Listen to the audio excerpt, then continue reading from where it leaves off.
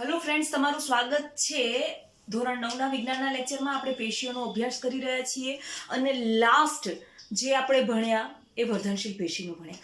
વર્ધનશીલ પેશી પછી જે આપણે અભ્યાસ કરવાનો છે એ અભ્યાસ કરવાનો છે સ્થાયી પેશીનો. ઓકે, પહેલા એ પ્રશ્ન થાય કે વર્ધનશીલ પેશીના કોષો વિભાજન પામ્યા કરે છે, પછી એમનું શું થાય છે? ઓકે, વર્ધનશીલ પેશીના કોષો વિભાજન પામે છે એ વાત સાચી, પણ એ વિભાજન પામેલા કોષો છે વિદ્યાર્થી મિત્રો, એ કોષો છે ને, એ કોષોનો અમુક સમૂહ છે એ વિભાજન પામવાનું બંધ કરી દે છે. તો એ વસ્તુ થઈ જાય છે સ્થાયી પેશીના કોષો. સ્થાયી પેશી બની જાય છે. એ કોષોનો સમૂહ એ સ્થાયી વિભાજન પામે છે વર્ધનશીલ પેશીના કોષો. ઓકે, પણ એ કોષો જે નવા બન્યા એ કોષો કોઈ નિશ્ચિત કાર્ય કરવા માટે ભેગા થાય છે અને એ ભેગા થયેલા કોષો પછી વિભાજન પામવાનું બંધ કરી દે છે. હવે જે કોષોનો એ સમૂહ બન્યો એ સમૂહને સ્થાયી પેશી કહેવામાં આવે છે. અને પછી એ પેશી, એ જે સમૂહ છે અથવા તો એ પેશી છે, સ્થાયી પેશીના કોષો છે, એ પોતાને મળતા કાર્યના અનુસંધાને પોતાના આકારમાં, પોતાના સ્વરૂપમાં બદલાવ લાવે છે. મતલબ કે વર્ધનશીલ પેશીના કોષોનો અમુક સમૂહ છે, એ અમુક સમૂહ વિભાજન પામવાનું બંધ કરી દીધું. એ સમૂહ અમુક કાર્ય કરવા માટે એકઠું થયું ને એ કાર્યને અનુરૂપ એ કોષો છે ને, એ કોષોનો આકાર બદલાય છે. તો આ જે પ્રક્રિયા છે ને એને વિભેદીકરણ કહેવાય, કે કામ કરવા માટે પોતાનું સ્વરૂપ બદલવું. વિભેદીકરણ પામે છે અને એને લીધે સ્થાયી પેશીઓનું નિર્માણ થાય છે. તો સ્થાયી પેશી ની વ્યાખ્યા કઈ રીતે આપી શકાય? તો ભાઈ, સ્થાયી પેશી એટલે વર્ધમાન પેશીના કોષો છે એ અમુક કોષો વિભાજન પામવાની ક્ષમતા ગુમાવે છે કોઈ ચોક્કસ કાર્ય કરવા માટે, અને જે પેશીનું નિર્માણ થાય છે ને એ પેશીને સ્થાયી પેશી કહેવામાં આવે છે. અને સ્થાયી પેશીના કોષો ની સંરચનાના આધારે સ્થાયી પેશીના બે પ્રકાર પડે છે: સરળ સ્થાયી પેશી અને જટિલ સ્થાયી પેશી. સરળ સ્થાયી પેશી કોને કહેવાય? તો ભાઈ, એવી સ્થાયી પેશી કે જેના બધા જ કોષો એક સમાન, એક સરખા હોય છે, એવી પેશીને સરળ સ્થાયી પેશી કહેવામાં આવે છે.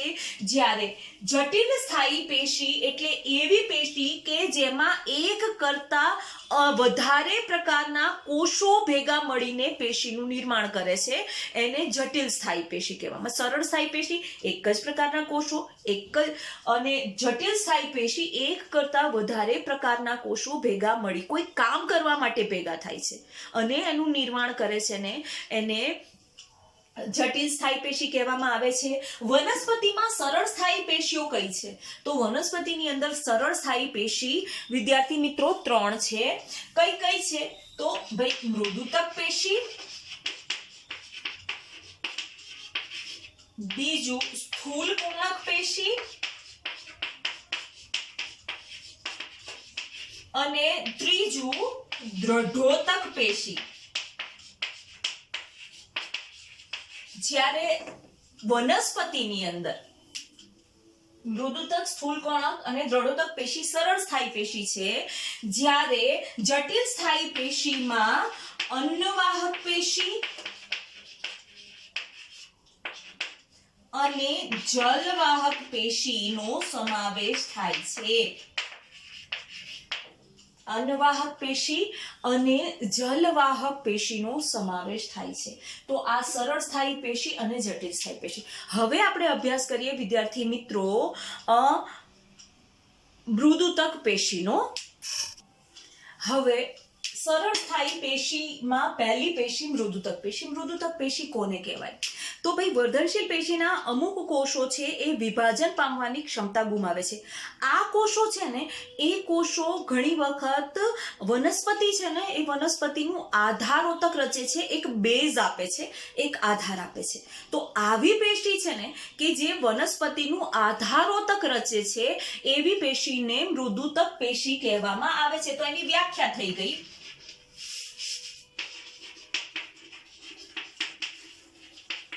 આધારોતક રચતી પેશી એ મૃદુતક પેશી થઈ ગઈ. હવે એના લક્ષણોમાં જોઈએ વિદ્યાર્થી મિત્રો, તો ભાઈ એના લક્ષણો કયા કયા છે? તો સૌથી પહેલું લક્ષણ છે કે ભાઈ મૃદુતક પેશી છે એ પેશીના કોષો જીવંત છે.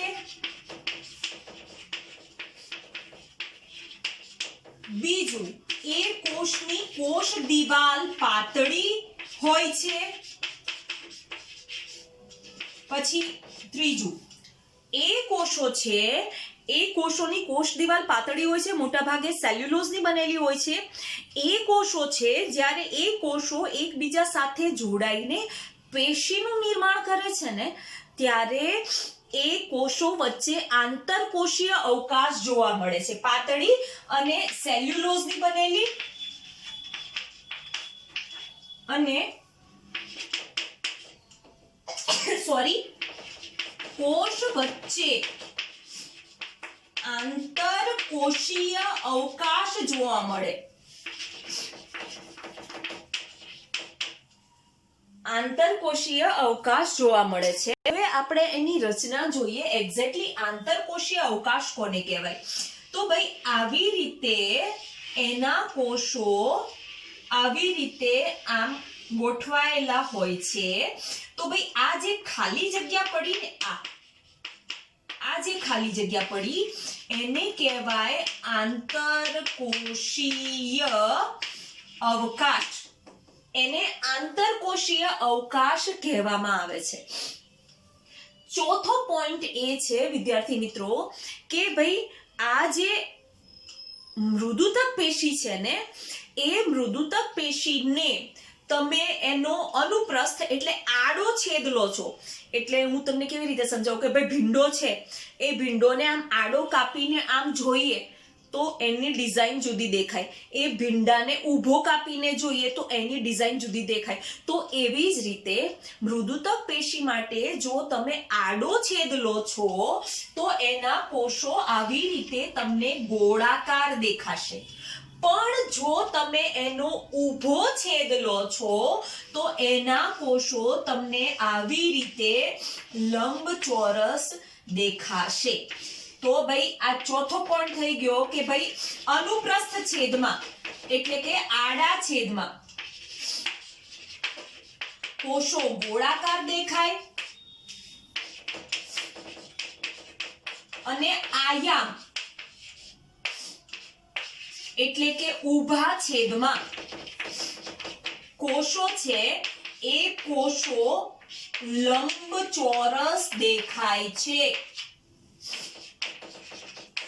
આ વસ્તુ થઈ ગઈ મૃદુતક પેશીના લક્ષણો. આ ચારે ચાર કોષો જીવન છે, કોષ દિવાલ પાતળી, સેલ્યુલોઝની બનેલી, આંતરકોષીય અવકાશ. મેં તમને કીધું બે કોષ વચ્ચેની જગ્યા આંતરકોષીય અવકાશ ધરાવે છે. આડો છેદ લો છો તો કોષો ગોળાકાર દેખાય છે, ઊભો છેદ લો છો તો એ કોષો છે એ કોષો તમને લંબચોરસ જોવા મળે છે. હવે મૃદુતક પેશીના પ્રકારો. કયા કયા પ્રકારની મૃદુતક પેશી જોવા મળે છે? મૃદુતક પેશીના બે પ્રકાર પડે છે, હરિતકણોતક પેશી અને વાયુતક પેશી. કેવી રીતે? તો ભાઈ એ જે કોષ છે એ કોષનું કાર્ય કરવાની ક્ષમતાના આધારે એ કોષની અંદર અમુક વિશેષતા રહેલી હોય છે. એના આધારે મૃદુતક પેશીના બે પ્રકાર પડે છે. સામાન્ય મૃદુતક પેશી હશે તો એ આધારોતક રચવાનું કામ કરતી હશે, એ ગોળાકાર કોષ હશે અને એ રીતે હશે, આંતરકોષીય અવકાશ હશે. હવે હરિતકણોતક પેશી જે મૃદુતક પેશી છે એની પાસે એક વિશેષતા છે. એ વિશેષતા છે હરિત દ્રવ્યની. હરિત દ્રવ્ય એટલે ક્લોરોફિલ. અને એ મૃદુતક પેશી કે જેની પાસે હરિત દ્રવ્ય છે એને હરિતકણોતક પેશી કહેવામાં આવે છે. અને એનું કાર્ય છે વિદ્યાર્થી મિત્રો પ્રકાશ સંશ્લેષણ કરીને ખોરાકનું નિર્માણ કરવાનું એ કાર્ય કરે છે. તો ભાઈ હરિત દ્રવ્ય ધરાવે છે અને પ્રક્રિયા કઈ કરે છે? પ્રકાશ સંશ્લેષણ. અને કાર્ય કયું કરે છે? વનસ્પતિ માટે ખોરાક બનાવવાનું. આ થઈ ગયું હરિત કણોતક પેશી, મૃદુતક પેશીનો એક પ્રકાર. હવે બીજો જે પ્રકાર છે ને વિદ્યાર્થી મિત્રો, એ પ્રકાર છે વાયુતક પેશી. ઓકે, વાયુતક, વાયુ તો ક્યાંક આ પેશી વાયુ સાથે સંકળાયેલી છે. હા, તમે ઘણી બધી જલજ વનસ્પતિ એટલે કે પાણીની અંદર ઉગતી વનસ્પતિઓ જોઈ હશે, બરોબર. તમે કદાચ ક્યાંય કમળ ઉગેલું જોયું હશે તો તમે જોતા હશો કે કમળનું પાંદડું પાણીની ઉપર તરે છે. ઓકે, હવે વિજ્ઞાનના નિયમ પ્રમાણે કે ભાઈ એમાં ઘનતા ઓછી હોય એટલે પાણીની ઉપર તરે, બધા પાંદડા તરે, એ બધી વાત બરાબર. પણ અહીંયા આગળ જલજ વનસ્પતિ, જે પાણીમાં ઉગતી વનસ્પતિ છે વિદ્યાર્થી મિત્રો, એ વનસ્પતિને પાણીની ઉપર તરતા રહેવાની જે ક્ષમતા આપે છે ને, એ ક્ષમતા આપે છે મૃદુતક પેશી. પણ કયા પ્રકારની મૃદુતક પેશી? તો ભાઈ અમુક મૃદુતક પેશીના કોષો છે, એ કોષો પોતાની અંદર વાયુ કોટરો એટલે એર બબલ જેવી રચના ધરાવે છે.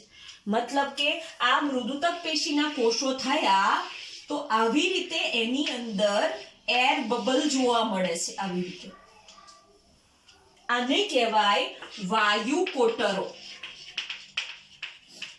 તો ભાઈ વાયુ કોટરો ધરાવતા મૃદુતક પેશીને વાયુતક પેશી કહેવામાં આવે છે. અને એનું કાર્ય શું છે?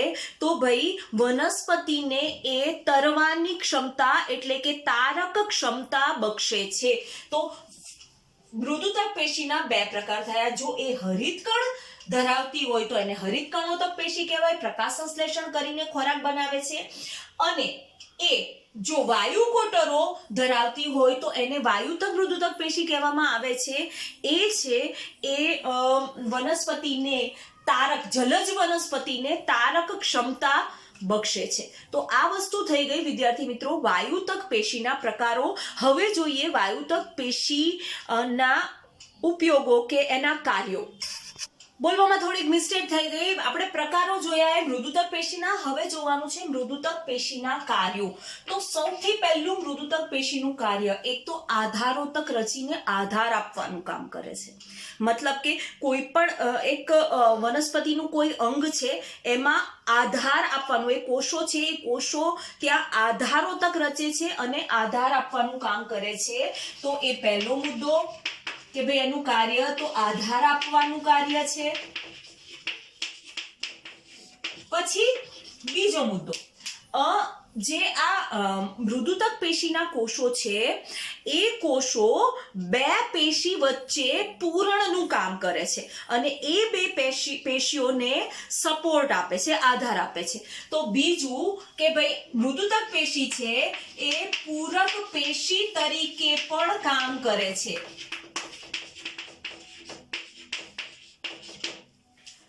ત્રીજો પોઈન્ટ, મૃદુતક પેશી છે એ મૃદુતક પેશી વિદ્યાર્થી મિત્રો એ ખોરાક અને અન્ય પદાર્થોના સંગ્રહ કરતી પેશી પણ છે.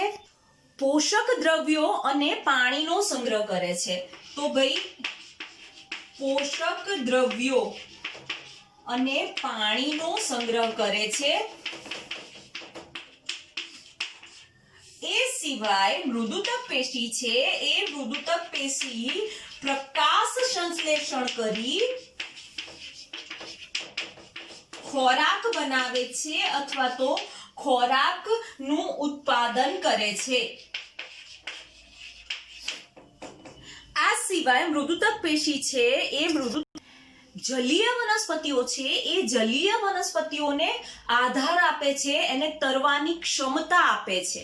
અને છેલ્લો પોઈન્ટ, જીવરસના ઘટકો છે એનું સંયોજન કરે છે. તો પાંચમો પોઈન્ટ છે જલીય વનસ્પતિને તારક ક્ષમતા આપે છે અને જીવરસ, છઠ્ઠો પોઈન્ટ છે જીવરસના ઘટકોનું સંયોજન કરે છે. હવે જીવરસના ઘટકો એટલે તો જીવરસ છે એટલે કોષરસ. કોષરસની અંદર જેટલા પણ ઘટકો આવેલા છે, જુદી જુદી અંગિકાઓ આવેલી છે, પ્રોટીન આવેલું હોય છે, બીજા રિબોઝોમ્સ ને લાઇસોઝોમ્સ જેવા અંગિકાઓ આવેલી હોય છે, તો એ બધા ઘટકોનું સંયોજન કરવાનું કામ પણ મૃદુતક પેશી કરે છે. તો વિદ્યાર્થી મિત્રો, આ વસ્તુ થઈ ગઈ મૃદુતક પેશીની આખી રચના, એના લક્ષણો, એના કાર્યો. હવે પછીના લેક્ચરની અંદર બીજી બે સરળ સ્થાયી પેશી, દ્રઢોતક પેશી અને સ્થૂળકોણક પેશી વિશે ચર્ચા કરીશું. ત્યાં સુધી take care, B happy and good bye.